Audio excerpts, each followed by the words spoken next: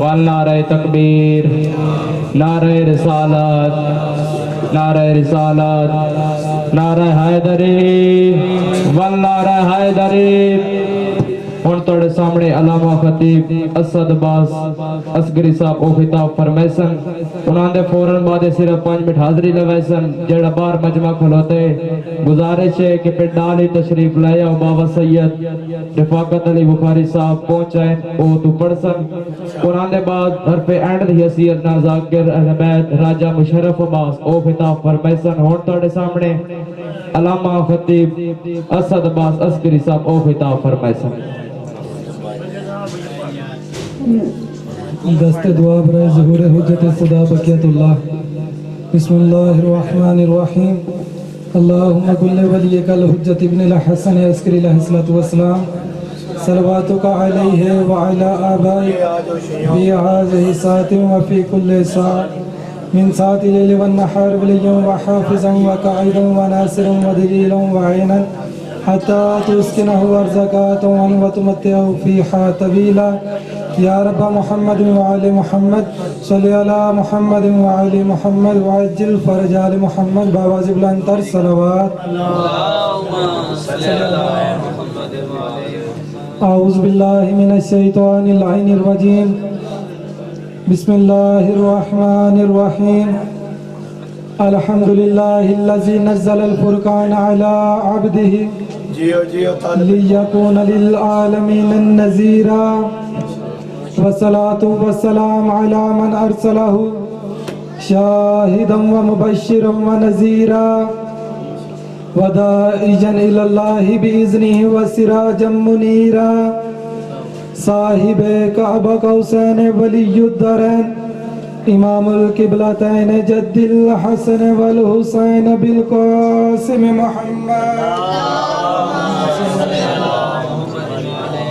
ولعنت اللہ علی آدائہم وغاصب حقوقہم ومنکر فضائلہم وبلایتہم اجمعین۔ اما بعد قال سبحانہ وتعالی فی کتابہ المجید وفرقانہ الحمید وهو اصدق الصادقین وقولہ الحق۔ بسم اللہ الرحمن الرحیم۔ وانزلنا الحدید فیہ باس شدید۔ صلوات پڑھے آل محمد پر۔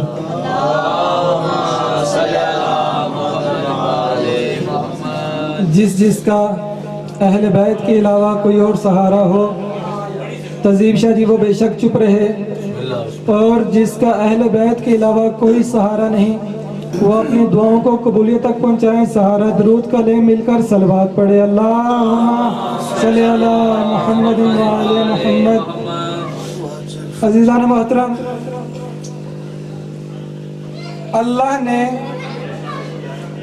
سب چیزیں نہ آسمان سے نازل کی ہیں اور نہ ہی سب چیزیں زمین سے پیدا کی۔ اکثر چیزیں آسمان سے نازل ہوئی ہیں اور چند چیزیں زمین سے بھی پیدا ہوئی۔ مثال کے طور پر اللہ نے قرآن میں فرمایا بسم اللہ الرحمن الرحیم وانزل السماء ماء، ہم نے آسمان سے پانی کو نازل کیا۔ ایک اور جگہ پر اللہ نے ارشاد فرمایا کہ ہم نے من اور سلوہ آسمان سے نازل کیا۔ اِنَّا نَحْنُ نَزَّلْنَا الذِّكْرَ وَإِنَّا لَهُ لَحَافِظُونَ، ہم نے اس ذکر کو نازل کیا اور ہم ہی اس کی حفاظت کرنے والے ہیں۔ اِنَّا أَنزَلْنَاهُ فِي لَيْلَةِ الْقَدْرِ، ہم نے اسے قدر والی رات میں نازل کیا۔ بے شمار چیزیں ہیں جو آسمان سے نازل ہوئی، ان میں سے توجہ ہے میری طرف تہذیب شاہ جی، ان میں سے ایک چیز ہے وَأَنزَلْنَا حَدِيدًا فِيهِ بَأْسٌ شَدِيدٌ، ہم نے آسمان سے لوہے کو نازل کیا۔ قرآن میں ہے وَأَنزَلْنَا حَدِيدًا فِيهِ بَأْسٌ شَدِيدٌ، ہم نے آسمان سے لوہا نازل کیا۔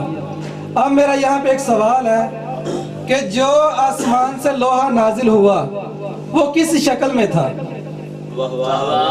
اس کی صورت کیسی تھی؟ دکھنے میں کیسا تھا؟ آیا چھری کی شکل میں تھا؟ کلہارے کی شکل میں تھا؟ بندوق کی شکل میں تھا؟ گن کی شکل میں تھا؟ کس شکل میں تھا؟ اگر مسلمان مجھے نہ بتا سکے تو یہ نہ کہا کرے کہ ہمیں قرآن کافی ہے، یہ نہ نعرہ لگائیں کہ ہمیں قرآن کافی ہے۔ ان سے جا کے دریافت کرے جو قرآن کے وارث اور مالک ہیں.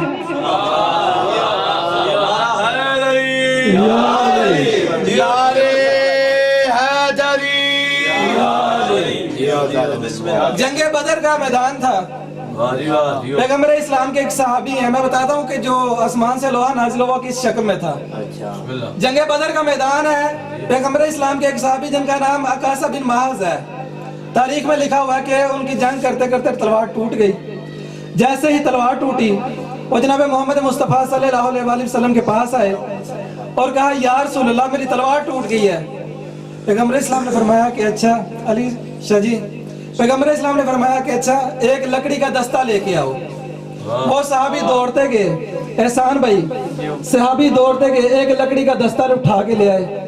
جیسے ہی دستہ دست نبوت میں آیا تلوار بن گئی. دستے کا دست نبوت میں آنا تھا, تلوار بن جانے ہے. اسے کہتے ہیں ارادت اللہ. چھٹے امام جعفر صادق علیہ السلام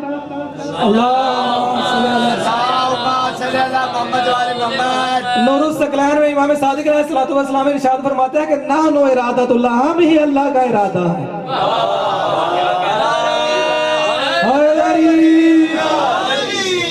ہم ہی اللہ کا ارادہ ہے. یہ تو تھی جنگ بدر. جنگ احد کے موقع پر جناب علی مرتضیٰ جنگ کرتے کرتے آخر تلوار ٹوٹ گئی, کیونکہ تعظیم شاہ جی مولا علی علیہ السلام نے 9 مرتبہ تلوار کو ٹیڑھا ہونے پر سیدھا کیا تھا. آخر تلوار ٹوٹ گئی. جیسے ہی تلوار ٹوٹی جناب علی مرتضیٰ جناب محمد مصطفیٰ کے پاس آئے اور کہا یا رسول اللہ میری تلوار ٹوٹ گئی ہے. جناب محمد مصطفیٰ چند سیکنڈ کے لیے خاموش ہوئے اور جنگ کی حالت ایسی تھی کہ جس جنگ میں بھاگ جانا بھی بہادری کی دلیل بن رہا تھا. جنگ احد. جناب محمد مصطفیٰ اور جناب علی مرتضیٰ چند سیکنڈ کے لیے خاموش ہوئے. پیچھے جتنے بھی لوگ تھے ان کے دل کانپنے لگے. دل جیسے ہی کانپنے لگے آخر اللہ نے ذوالفقار کو نازل کیا. ذوالفقار کو جیسے ہی نازل کیا تو صحابہ کی جانوں میں جان آئی. ذوالفقار کا نازل ہونا, وَأَنزَلْنَا الْحَدِيدَ فِيهِ بَأْسٌ شَدِيدٌ, ہم نے ہی اس لوہے کو نازل کی ہے جس میں سخت روب ہے. جہاں بھی ذوالفقار چلتی تھی نا انسان 2 حصوں میں تقسیم ہو جاتا, 2 حصوں میں برابر, پورا 2 حصوں میں. کیونکہ ایک واقعہ مولا علی علیہ السلام کے پاس آیا کہ ہمیں پتہ نہیں چلتا کہ مولا علیہ السلام نے ایک بندے کو مارا. بندے کہنے لگے ہمیں نہیں پتہ چلا کہ اس کو کس نے مارا ہے. انہوں نے کہا کہ دیکھو اگر برابر 2 حصوں میں نا پھر سمجھو علی نے مارا ہے, کیونکہ مولا علی علیہ السلام عادل ہیں. 2 حصوں میں مولا تقسیم کرتے تھے. جنگ احد کا منظر کیا, جنگ احد کا منظر کیا تھا؟ جنگ احد میں کلمہ کیا تھا؟ اللہ کی توحید کا کلمہ کیا تھا؟ محمد مصطفیٰ کی رسالت کا کلمہ کیا تھا؟ مولا علی کی امامت کا کلمہ کیا تھا؟ اور ذوالفقار کا کلمہ کیا تھا؟ ابھی میں بتا کے ایک جملہ مصاحب کا ممبر قبلہ کے حوالے. جنگ احد میں جو کلمہ تھا لا الہ الا اللہ وہ توحید کا تھا. جو کلمہ تھا محمد رسول اللہ, جبرائیل نے پڑھا تھا نا لا الہ الا اللہ محمد رسول اللہ, یہ پیغمبر اسلام کی رسالت کا کلمہ تھا. ایک مرتبہ جبرائیل نے کہا تھا لا فتح الا علی, یہ علی کا کلمہ تھا. اور دوسری مرتبہ کہا لا سیف الا ذوالفقار, کوئی تلوار ہے ہی نہیں سوائے ذوالفقار کے. چھٹے امام جعفر صادق علیہ السلام ارشاد فرماتے ہیں کہ جبرائیل جنگ احد کے روز زمین اور آسمان کے درمیان سنہری رنگ کی کرسی پہ بیٹھ کے فرما رہے تھے لا فتح الا علی, لا سیف الا, لا فتح الا علی, لا سیف الا ذوالفقار. کوئی مرد نہیں سوائے علی کے, کوئی تلوار نہیں سوائے ذوالفقار کے. جس علی کی اتنی عظمت تھی ان کی بیٹیوں کو کسی نے بازار میں مارا ہے, کسی نے دربار میں مارا ہے, کسی نے کوفہ کے بازار میں, کسی نے مدینے کے بازار میں, کسی نے شام کے بازار میں. عزادارو ایک مجتہد اپنے طالب علموں کو لکھوا رہے تھے کہ بازار شام کا حال لکھو, حال بازار شام. قبلہ آپ نے طالب علموں کو لکھوا رہے تھے کہ بیٹا لکھو حال بازار شام. جیسے ہی طالب علموں نے لکھا کہ حال بازار شام، اتنا کہنا تھا کہ مجتہد بے ہوش ہو گئے. جیسے ہی بے ہوش ہوئے طالب علموں نے پھر اٹھایا تو قبلہ نے فرمایا کہ بیٹا کیا لکھا ہے؟ کہنے لگے کہ قبلہ آپ نے ہمیں لکھوایا کہ لکھو حال بازار شام. قبلہ رو کے فرماتے ہیں بیٹا آگے لکھو بازار شام میں بنت علی اور نبی پر ایک ایسا وقت آیا کہ آگے والے رستہ نہیں تھے دیتے. مولا آپ کی ہائے کو قبول کرے. بازار شام میں بنت علی اور نبی پر ایک ایسا وقت آیا کہ آگے والے رستہ نہیں تھے دیتے. قبلہ فرماتے ہیں بیٹا آگے لکھو آگے والے رستے نہیں تھے دیتے اور پیچھے والے دھکے مارتے تھے.